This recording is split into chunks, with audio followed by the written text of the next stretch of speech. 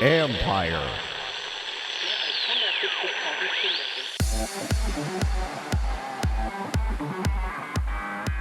The eye in the sky is helping strength training. There's no wearables, there's nothing attached to the athlete. We're automatically quantifying information about the quality of their movement.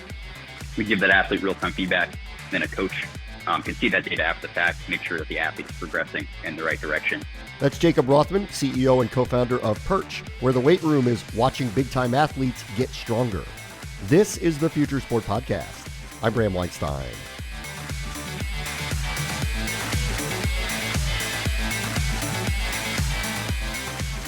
Jacob Rothman was a guest a couple of years ago on this pod, so we wanted to catch up with a bunch of new advances at Perch in their weight room tracking technology and a bunch of new partnerships to help trainers get the most out of their athletes. Our guest this week is Jacob Rothman. He's the co-founder and the CEO of Perch, which is a sports tech company that enables velocity-based training via 3D cameras to improve performance. We've had Jacob on before. It's time to catch up with him. It's been a couple of years. Hey, Jacob, how are you? Doing good, Bram. Thanks for having me on. I think the last time we talked to you, you had just put cameras into, I believe, the LSU weight room of their football program. So a lot's changed for you guys. Tell me a little bit about where Perch was and where Perch is now.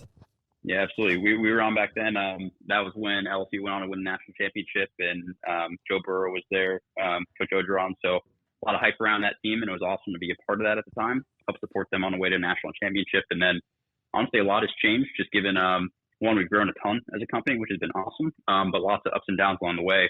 Shortly after that, I think COVID happened, which the sports world changed a ton. We were luckily able to continue to grow during that time period and provide real value to sports programs during that tough time. And then since then, as sports has kind of returned to normal, we've grown a ton as a company. So we're now supporting dozens of really elite college teams across the SEC, Power 5, FCS, FBS, and then we're in every professional sports league. We have over a third of the NFL as clients now. So really a ton of great growth just happened over the last few years. Okay, so let's revisit what you guys do. What is Perch? Yeah, absolutely. So we, at the core, we are a fitness technology company that is focused on strength training, right? So if you think about like a wearable device, like an Apple Watch that tracks like your heart rate, steps, calories, we provide a similar experience, but really focused on strength training movements. So we capture your sets, your reps, your power output, your speed, information about your form. And instead of a wearable device, we are all camera-based. So essentially what our first product is a small camera that you put on a weight rack.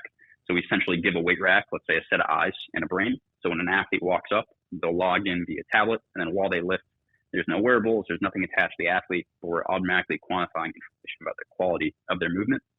We give that athlete real-time feedback, then a coach can see that data after the fact, make sure that the athlete is progressing in the right direction, and make any changes if they need to. Okay, so what information do they get during a workout?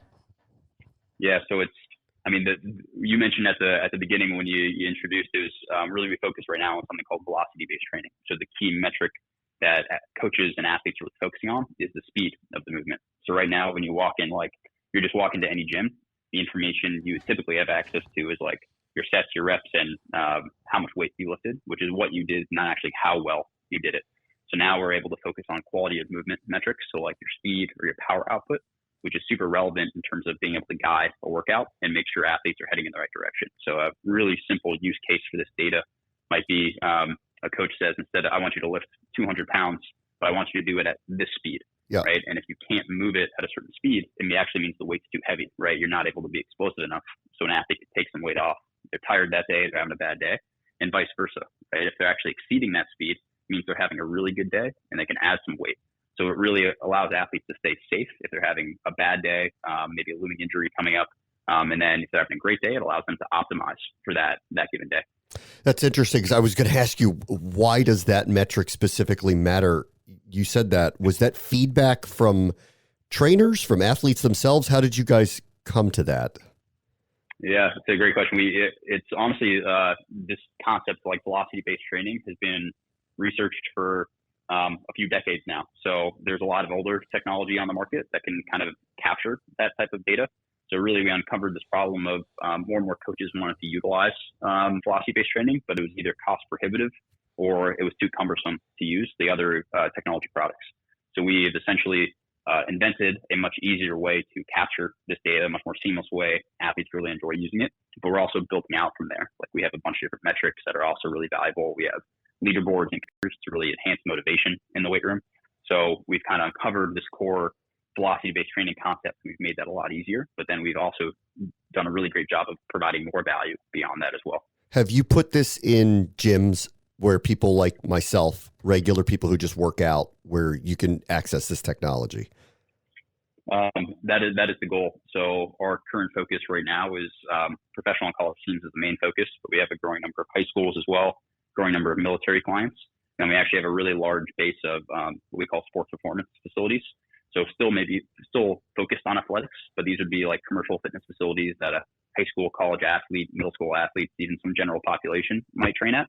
So that's been a really growing segment for us. And then additionally, we're getting a ton of inbound interest from, individuals that lift and train at home, larger commercial fitness facilities.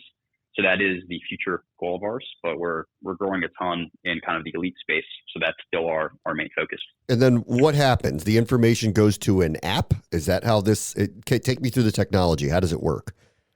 Yeah. So you'll receive that feedback real time. So typically it'll be along with the camera that's on the weight rack. There will be a tablet there as well. So when an athlete lifts, they'll receive visual feedback and then also some auditory feedback if they're in that right speed range that a coach has set for them. And then all that data is stored. So we have we call a web application, basically a dashboard that you can access from your computer. And then a coach or an athlete can view their historical data. They can set up those competitions or leaderboards. So all of it's stored so you can track your progress essentially over time.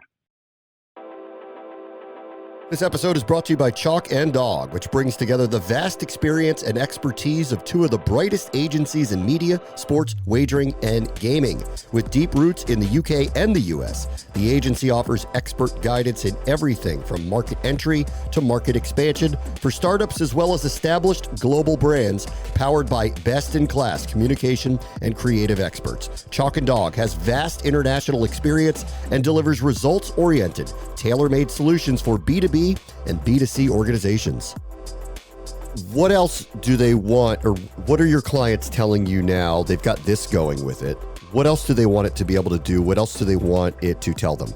Yeah, it's a really good question. I don't want to give away too much of the product roadmap, but really the main areas that we're continuing to focus on is, one, increasing the ability of the tracking. So that's the core of our company. We are, so myself and my two co-founders were MIT graduates. We played sports in college. Most people are very unfamiliar or surprised when we say MIT has sports teams, but we have a deep passion for sports fitness technology. So we continue to invest in that technology. So we are first and foremost a computer vision and machine learning company. We think we have the best computer vision in the world, specifically focused on fitness. So the goal is to continue to extend our ability to track more movements. For instance, you can envision, functional movement screens or body weight movements, just being able to continue to expand the functionality of the product from a data collection standpoint. And then we're also focusing a ton on the data science and data analytics side. So once you have that data, what do you do with it? And even at the most elite level, people don't want to just create or collect data for data's sake, right? You need to help and support coaches in analyzing that data and getting value from it. So that's going to be a big push of ours to continue to invest in research in that area, continue to hire data scientists to really focus on helping coaches get more value from the data. And that also helps in, if we talk about commercial segments or at-home users, that's the big value, right? Once you have the data, what do people do with it? So that's where you want to continue to invest in that area of growth. Don't short sell yourself. What did you play in college? You're a collegiate athlete. What did you play? I played baseball in college. Yeah. And did you know then that this was the direction you wanted to go? And if so, how did you land here wanting to head down this path?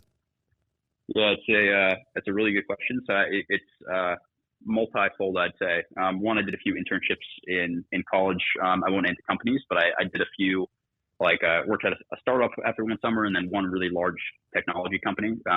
And I really found I gravitated more towards the startup realm. I just enjoyed having a bigger impact on the outcome of the company, the mission. So I kind of like later in my like college career or education started exploring more entrepreneurship. And then at that time, it was 2015, 2016. Wearables were becoming really, really popular. I think Apple Watch, their first iteration came out 2015. So there was a lot more focus in the consumer realm around just tracking fitness, but it was all focused on like aerobic activity, not really focused on strength training, for instance, which as athletes, specifically baseball athletes, right? More kind of explosive, not a very aerobic, demanding sport. We were more in the weight room. So we were trying to invent some sort of technology to track that a little bit more easily and kind of help, the general population complete the picture, right? Actually understand what they should be doing in the weight room. And then I actually personally like herniated a disc in college when I was young, weightlifting.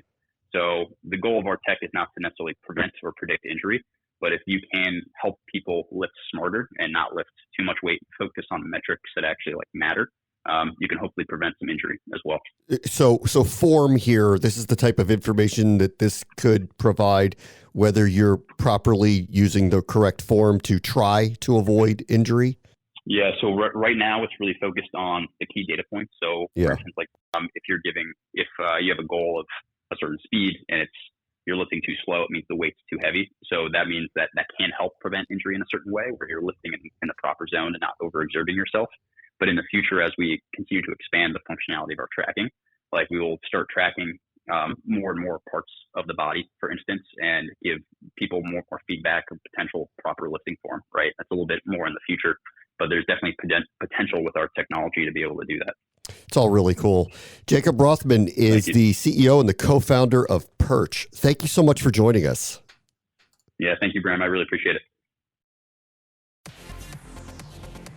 On the next Future Sport podcast, gambling regulations are changing and interestingly different state by state. I spent about 8.5 years practicing law at an AmLaw 100 firm exclusively in the gaming industry.